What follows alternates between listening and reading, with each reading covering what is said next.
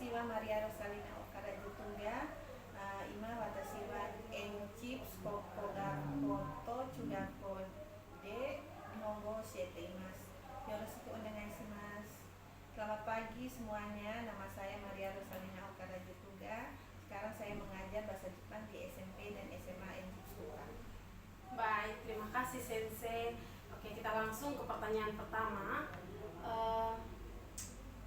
Apa yang menjadi tujuan pembelajaran untuk kegiatan pembelajaran nanti?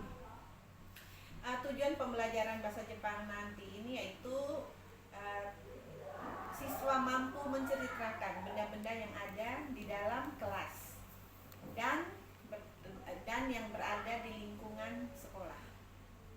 Baik. Terus yang kedua, siswa dapat menggunakan kata-kata keterangan yang mengikuti kata tanya doko. Jadi doko itu menanyakan where, tentang tempat, di mana letak sebuah benda atau sebuah ruangan.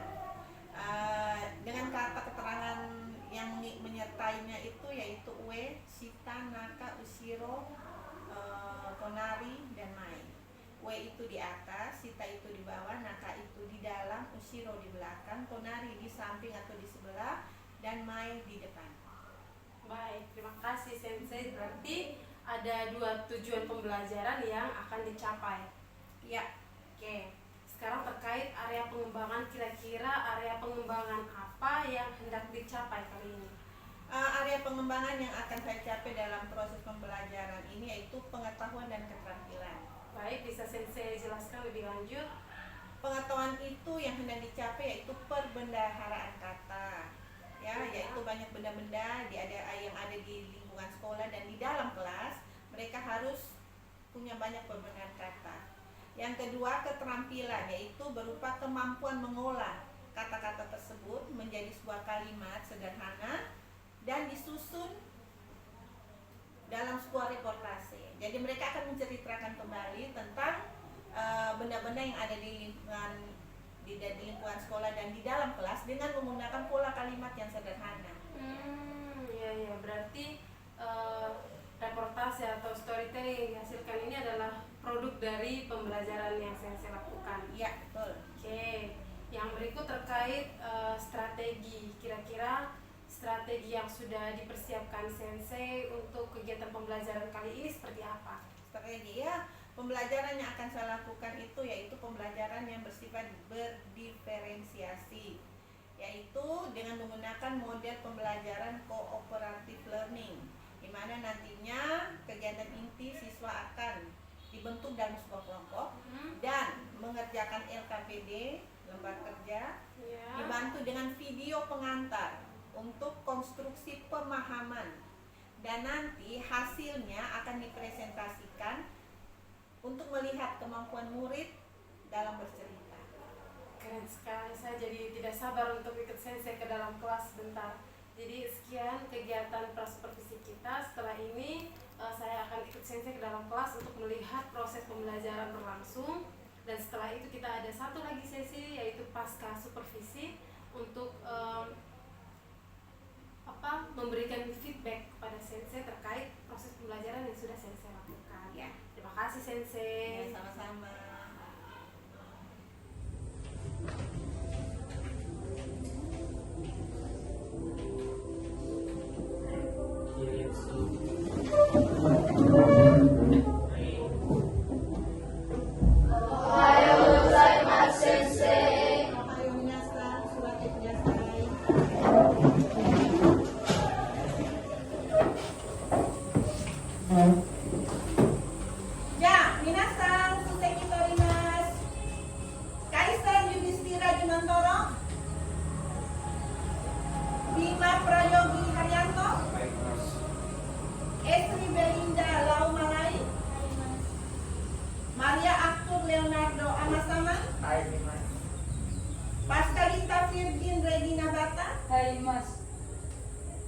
Marcelina Cika kami, Brian Peters Oematan, Daniel Reinhard Retan, Victoria Putri Bataona, Elizabeth Catherine Sulaiman,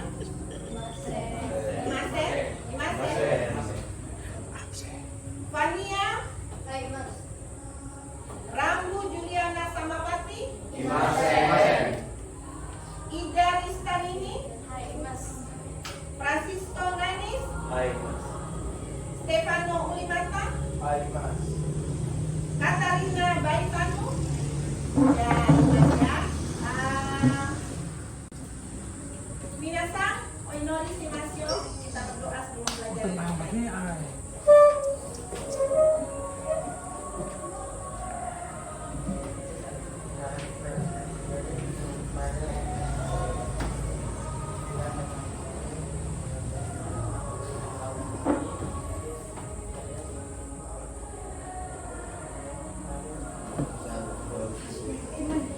Oke, minasan, hari ini topik kita adalah letak benda-benda di dalam kelas. Ya, letak benda-benda. Jadi di dalam kelas itu banyak benda-benda seperti spidol, seperti papan tulis, tempat sampah yang ada di dalam kelas. Letaknya ada di mana? Ya. Oke, yang kedua, kalian nanti mengamati ya. Kira-kira apa-apa saja yang ada di dalam kelas. Oke, tujuan pembelajaran hari ini adalah kalian bisa bercerita ya tentang benda-benda yang ada di dalam kelas, letaknya di mana ya. Dengan menggunakan kata keterangan kue, sita, naka, tonari, dan shiro ya. Kue itu artinya jalan. Naka jalan. Sita jalan. Shiro jalan. Di depan? Oke, good, excellent, mantap. Oke.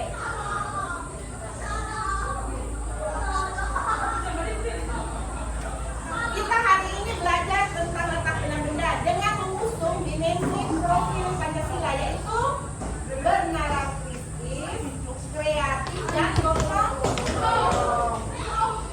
Oke, sekarang saya mau tanya dulu ya. Brian.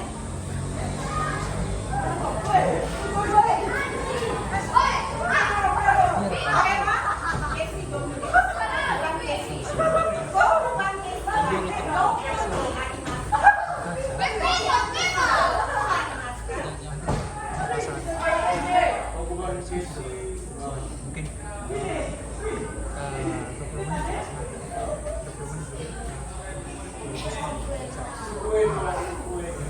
Oke, ini desyo, ini des. Kokuban kesit suku no ueni aimasu. Korehapong. Korehapong desyo. Hong wa doko ni arimasu ka? Hong wa doko ni arimasu ka? Hong wa doko ni arimasu ka? Ya, suku no ueni arimasu. Hong wa doko ni arimasu ka?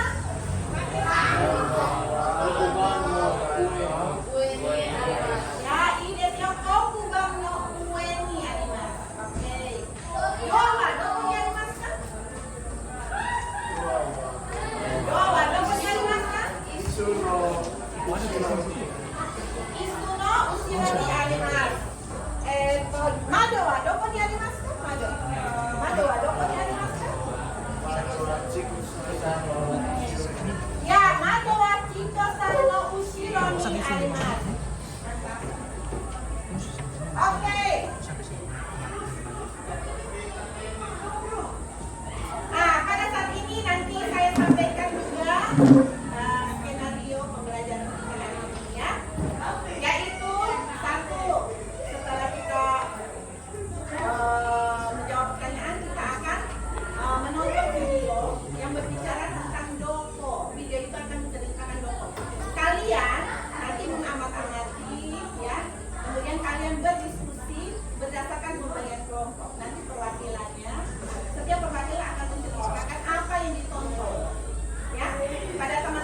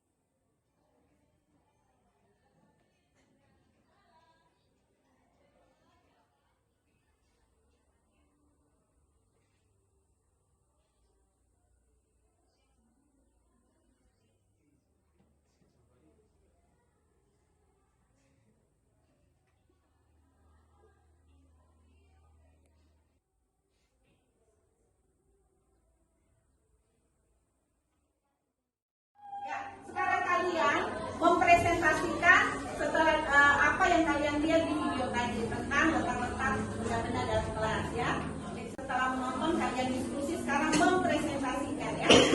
Yang lain boleh menyimak, mendengar, dan menanggapi kalau ada yang kurang, bahkan bertanya. Ya, mengerti? Oke. Nah, kalau gitu kita persilakan kelompok 1. Mari. Oke, itu saja. Oke. Kelompok yang lain bagaimana? Betul atau ada yang kurang? Silakan menanggapi. Kelompok 2, silakan. Mungkin ada yang lain, ada kan di video itu berbicara banyak hal tentang letak. Ya mungkin pola kalimatnya kah, atau nama bendanya atau yang bagaimana? Silakan. Kelompok 2. Hasil kesimpulan setelah kelompok apa yang mau diceritakan? Diceritakan. Dari video tersebut dapat kita simpulkan kita dapat mengenal ataupun mengetahui letak suatu benda dalam bahasa Jepang. Oke ya. Oke. Ada yang mau menanggapi, bertanya? Tidak? Oke, kelompok 3. Ya. Mungkin ada yang lain yang setelah dilihat beda dari 2 kelompok ini? Dari video tersebut kita dapat mengetahui bagaimana cara menyusun sebuah kalimat untuk menyatakan posisi suatu benda dalam bahasa Jepang. Wow, kira-kira contohnya bagaimana? Contohnya penghapus ada di dalam kotak pensil. Itu kalau kita translate ke bahasa Jepang jadi keshi gomu wa furipako no naka ni arimasu. Oh, good. Mantap. Ya. Oke, berikutnya kelompok 4. Silakan. Ya. Kira-kira apa sih yang tadi dilihat? Dari video yang kami lihat, kami menyebutkan bahwa dalam video tersebut kita dapat mengetahui beberapa kosakata benda yang ada di dalam kelas. Juga kita dapat mengetahui cara membuat suatu kalimat dalam bahasa Jepang dengan pola, yaitu kata benda ditambah no, lalu posisi benda dan juga ni arimasu. Posisi benda itu dibagi menjadi beberapa, yaitu ada ue atau di atas, shita di bawah, mae di depan, ushiro di belakang, naka di dalam, soto di luar, dan juga yoko di samping. Oke, wow, keren ya. Jadi semuanya mantap, jelas dan tegas ya, diberitahukan, diceritakan bahwa itulah pola kalimat. Jadi kalian bisa berbicara bukan cuma di dalam kelas, di dalam kelas sudah pasti, atau di luar, di mana letak tempat atau ruang kelas itu pun bisa Anda gunakan pola tersebut ya. Terus kemudian kalimat ini adalah percakapan yang termasuk percakapan sehari-hari ya, kalimatnya sederhana. Jadi kalian sudah memahami dengan jelas dan juga sudah mengerti bagaimana cara menceritakan tentang letak benda-benda kepada teman lain atau kepada orang lain atau kepada orang yang datang atau yang bertanya sudah bisa ya. Jadi itu kalimatnya sangat sederhana. Oke, jadi kalau begitu saya rasa sesi ini kita cukup, atau ada yang mau menyampaikan sesuatu tambahan? Menyanggah tidak? Menyampaikan sesuatu tambahan dari itu video apa? Apa yang diketahui lagi? Sudah? Sudah. Oke, kita tutup sudah. Jadi sekarang kita lanjut ke setelah kita nonton video tadi, kalian ini punya lembaran ini kan, yang KPD ya? Iya. Nah sekarang kalian melihat gambar tersebut dan mencoba menjawab ya. Saya membagi pertanyaan sesuai nomor urutan dan kalian menjawab, oke? Mulai dari atau begini, siapa yang bisa dia angkat tangan. Ya. Nomor 1, Monosashi wa doko ni arimasu ka? Ya. Monosashi wa sukue ni arimasu. Ya. Hon wa doko ni arimasu ka? Hon wa sukue no naka ni arimasu. Sukue no tonari ni nani ga arimasu ka? Sukue no tonari ni nani ga arimasu ka?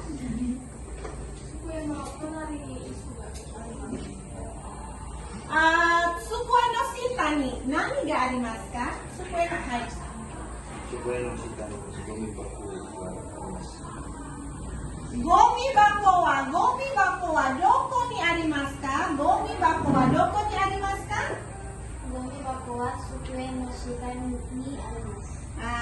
Oke, semua sudah menjawab dan semua menjawab dengan baik dan benar ya, sesuai aturannya, sesuai pola kalimatnya. Oke. Ini saya semuanya hebat, bagus luar biasa.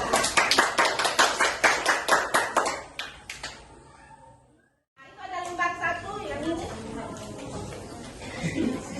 Oke, kita tes lisan ya. Setelah tadi kesimpulan, sekarang tes lisan. Kalian buka lembar ini ya. Sudah tahu? Oke, siapa yang bisa menjawab? Silakan angkat tangan. Melihat gambar ini, monosasiwa number 1, ichiban. Monosasiwa tsukue no titik-titik ni arimasu. Ue, ya ue, tsukue no ue ni arimasu. Gomi bako wa bla bla bla tsukue no shita ni arimasu. Siapa? Nomor 4 ya. Oh ya, tsukue no shita ni arimasu. Nomor 5, jisyo wa bla bla bla bla no bla bla bla bla ni arimasu. Jisyo wa siapa bisa? Hidashi no shitan ni arimasu. Oke ya. Jadi semuanya sudah. Sekarang saya mau memberitahukan pesan moral ya. Dengan belajar mengenai letak benda-benda di dalam kelas ya, ada apa namanya? Ada kokubang, gomu dan segala macam, ada gomi bako, isusuke, maksudnya apa? Kita harus menjaga benda-benda tersebut dengan baik ya, karena itu benda-benda berada di dalam kelas yang menjadi milik kita. Dan kita harus menjaganya dengan baik, kebersihannya, letaknya dengan baik setiap hari. Itu pesannya ya, pesan yang disampaikan setelah kalian belajar ini ya. Semua benda-benda di dalam ini adalah inventaris kelas ya. Kalian belajar dengan dia duduk di kursi setiap hari, menggunakan meja, kokubang, papan, itu semua kita harus menjaga kebersihan dan kebersihan dan letaknya dengan baik. Jangan sampai dicoret-coret atau diapa. Kita harus menjaga. Itu adalah benda-benda yang ada yang kita tiap hari menggunakannya. Jadi harus menjaga kebersihannya, letaknya dengan baik ya. Kalau perlu benda-benda terus dirawat ya, dirawat. Entah itu papan tulis, entah itu meja. Jadi pesannya kita harus merawat semua benda-benda yang ada di dalam kelas. Atau yang lainnya yang lingkungan sekolah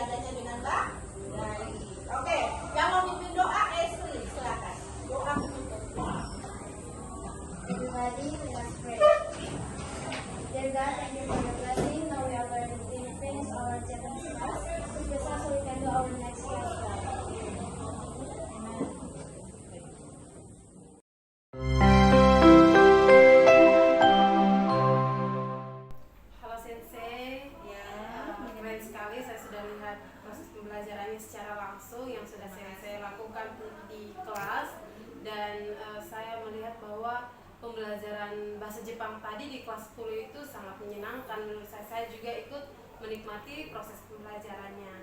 Nah, saya ini proses yang terakhir dalam kegiatan supervisi kita, yaitu pasca supervisi.